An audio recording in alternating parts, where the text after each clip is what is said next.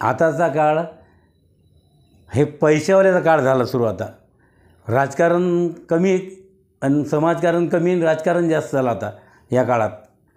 त्या काळात या काळाचा फरक भरपूर आहे. संघटना वाढत गेली आणि काही नवीन लोकांचा प्रवेश होत गेला पैशाच्या जोरावर.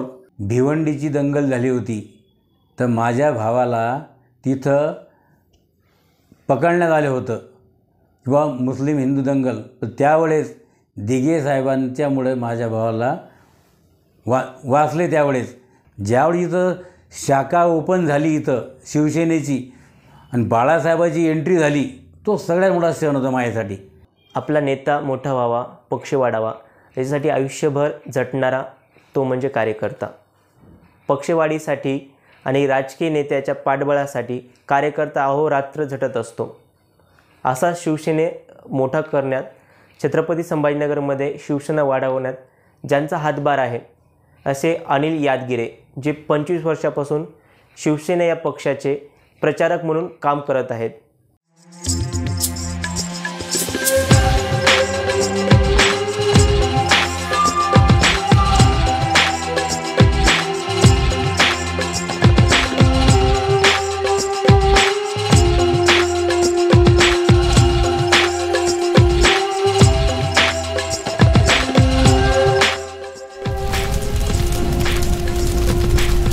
पहिलं राजकारण असं होतं, ते राजकारण म्हणजे समाजकारण म्हणून राजकारण करत होते. ते बाळासाहेबांची जे वाक्य 80% समाजकारण 20% राजकारण, तो काळ तसा होता. आताचा काळ हे पैशावाल्याचा काळ झाला सुरू. आता राजकारण कमी आणि समाजकारण कमी आणि राजकारण जास्त झालं आता या काळात. त्या काळात या काळाचा फरक भरपूर आहे.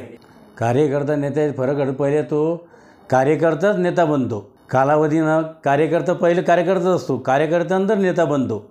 नेता जेवढ्या सर्वच नेते मोठे होतात, कार्यकर्त्याला काही नेत्यांनीच महत्त्व दिलं, पण काही मोठ्या नेत्यांनी कार्यकर्ताच राहिला. माझा राजकारणाचा प्रवास 1987ला प्रवास सुरू झाला.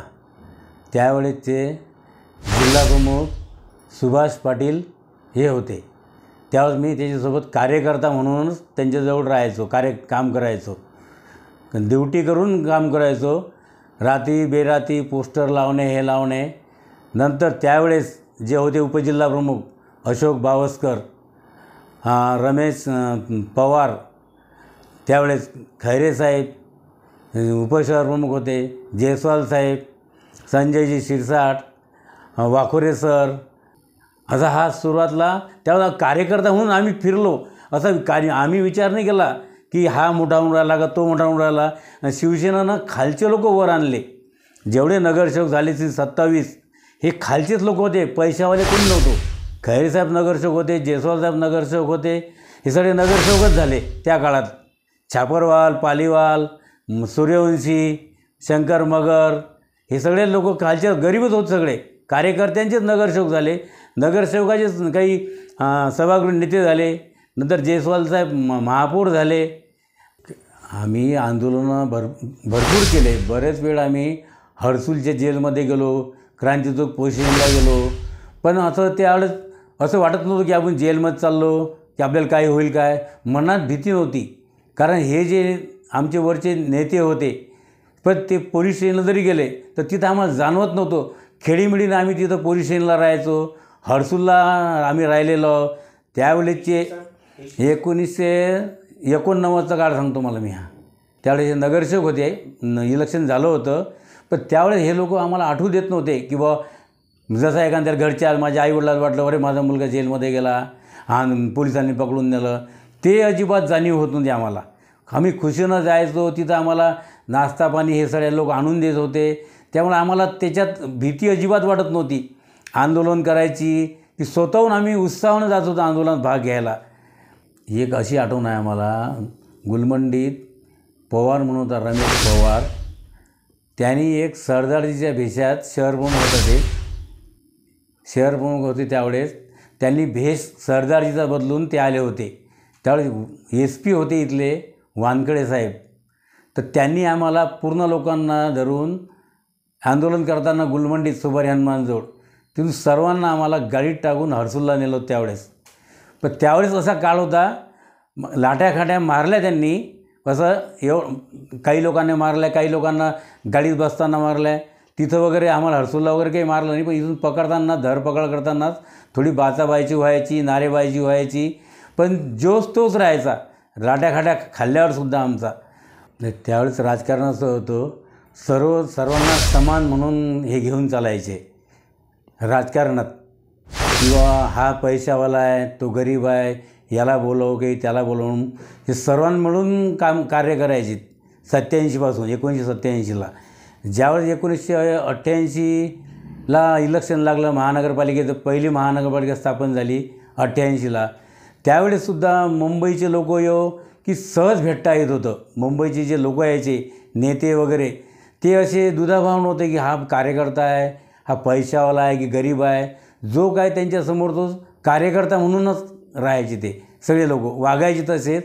म्हणून त्यामुळं आमच्यासारख्यालाही थोडा बरं वाटत होतं की नाही सर पोद्दार सर बोलले, दादा कोंडके साहेब बोलले, भानुशाली बोलले आमच्याशी, आम्हाला थोडा गर्व वाटत त्यावेळेस.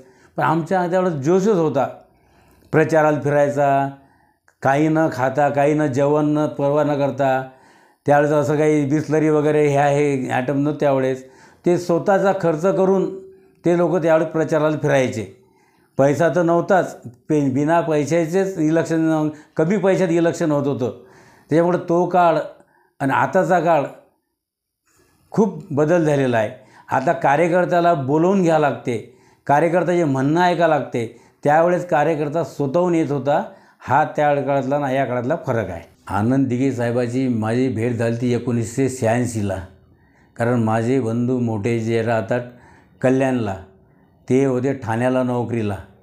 त्यावेळेस भिवंडीची दंगल झाली होती, तर माझ्या भावाला तिथं पकडण्यात आलं होतं, किंवा मुस्लिम हिंदू दंगल. पण त्यावेळेस दिघे साहेबांच्यामुळे माझ्या भावाला वाचले. त्यावेळेस कसं होतं, मला सगळ्यात आनंद कुठं झाला, इथं संभाजीनगरला ज्यावेळेस शिवसेना, म्हणजे आनंद का होतो, ज्यावेळेस हे लोकांची सत्ता होती मुस्लिम समाजाची, ज्यावेळी इथं शाखा ओपन झाली इथं शिवसेनेची आणि बाळासाहेबाची एंट्री झाली, तो सगळ्यात मोठा क्षण होता माझ्यासाठी. कशामुळं, कारण मी इथलं वातावरण बघितलं होतं. इथं या मुसलमानांनी व्यवस्थित राहून जे वावर होता, त्या लोकांची वागणूक, हिंदूंना त्रास देणे.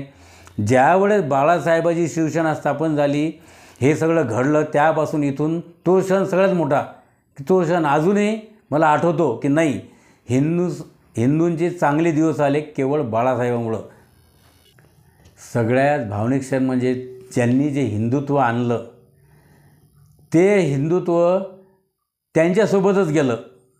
जे हिंदुत्व होतं ते हिंदुत्व, आता हिंदुत्व म्हणणारे भरपूर आले, पण हिंदुत्व म्हणणारा महाराष्ट्रात एकमेव नेता होता बाळासाहेब. दुसरा नेता होणे नाही. हिंदुत्व आता कोणी म्हणते नाही, हिंदुत्व हा हिंदुत्व, सगळेच म्हणतात हिंदुत्व, पण खरं हिंदुत्व जे आहे ते बाळासाहेबांचंच.